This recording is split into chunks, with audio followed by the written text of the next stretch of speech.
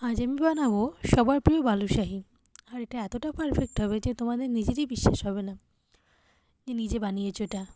মিষ্টির দোকানের থেকেও বেশি ভালো হবে। দেখো, বাইরে থেকে ক্রিসপি আর ভেতর থেকে কত সুন্দর জুসি হয়েছে, দেখেই তোমরা বুঝতে পারছো।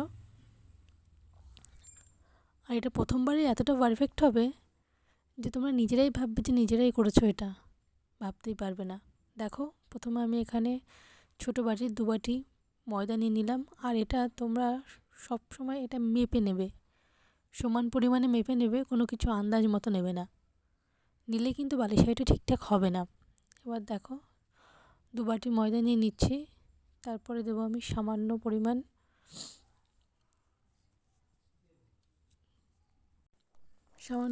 বেকিং সোডা দিয়ে দেবো, সামান্য পরিমাণ লবণ দেবো।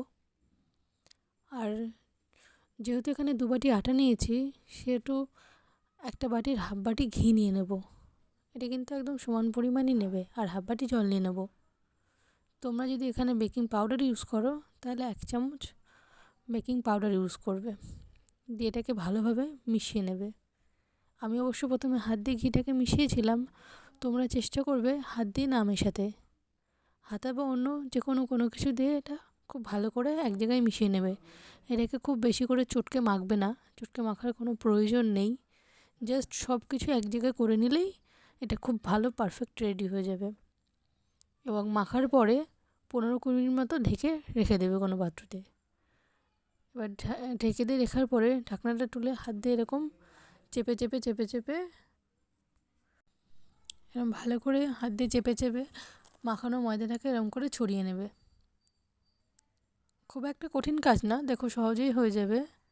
দিয়ে এরকম চাকু দিয়ে মধ্যেখান থেকে কেটে নেবে।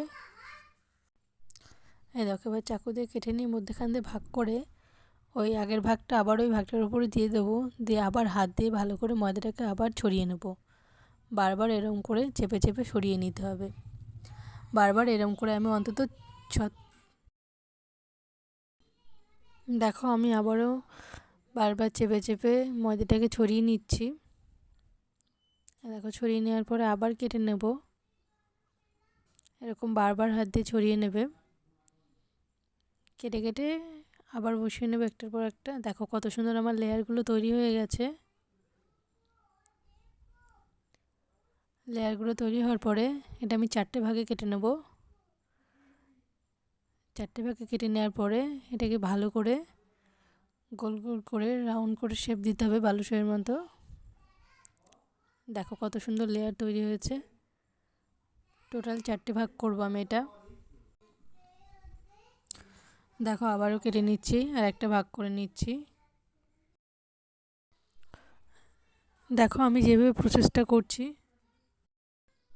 এমনভাবে কিন্তু প্রসেসটা করবে। দেখো, আমি 4টে ভাগে কেটে নিচ্ছি আর লেয়ারগুলো কত সুন্দর এসছে। দেখো, আমার ঠিক আমি যেমনভাবে করছি এমনভাবেই করবে, তাহলে দেখবে একদম পারফেক্ট বালুশাহী হবে। আর খেতে এতটা সুন্দর হবে, প্রথমবারেই এত সুন্দর করে ফেলতে পারবে, তোমরা নিজেরাও ভাবতে পারবে না। ঠিক যেরকমভাবে প্রসেসটা করেছি ঠিক সেরকমভাবেই করবে। দেখো, এরকম এবার আমি কেটে নেব।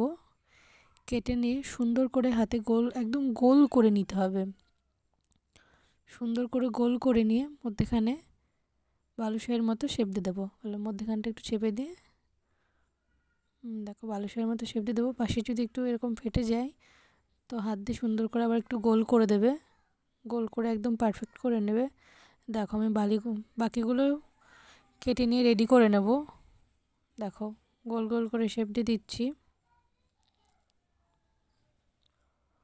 তোমরাও এরকমভাবে করে দেখো, খুব সুন্দর হবে।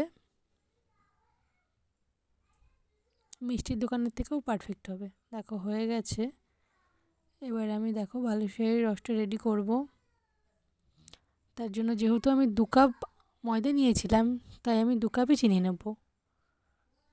তোমরাও সব কিছু এরকম মেপে মেপে করবে। আর যেহেতু 2 কাপ চিনি নিলাম, তাই 1 কাপ জল নেব।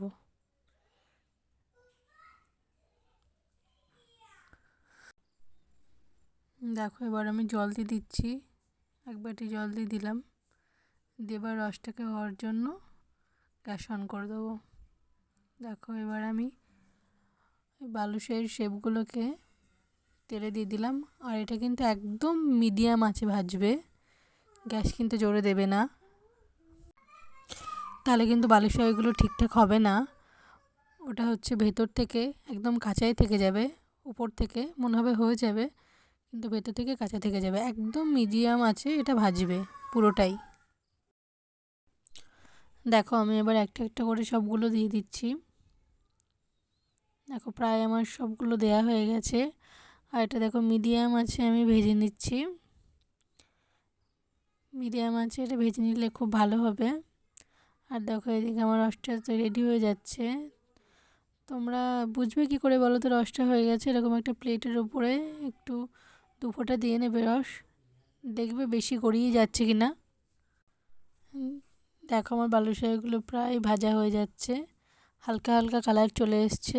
এই দেখো এখন পুরো দেখো কালার চলে এসছে, কত সুন্দর ভাজা হয়ে গেছে। ওদিকে আমার রসটাও রেডি হয়ে গেছিলো। দেখো ভাজা হয়ে গেছে, এবার দিয়ে দেবো একটা একটা করে।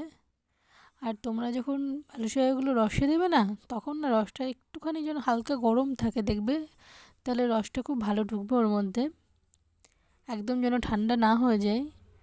দেখো সবটা দিয়ে দেবো, দিয়ে দেওয়ার পরে তোমরা আধ ঘন্টা মতো ঢাকা দিয়ে রেখে দেবে, তারপরে এটা প্লেটে সাজিয়ে নেবে। দেখো আমি একটা একটা করে দিয়ে দিয়েছি, সবগুলো দিয়ে এবার সাজিয়ে আমি দেখো এবার ঢাকা দিয়ে রেখে দেখো ঢাকনাটা তুলে ফেলেছি। এইবার দেখো কত সুন্দর হয়ে গেছে আমার, দেখো কী সুন্দর রেডি হয়ে গেছে।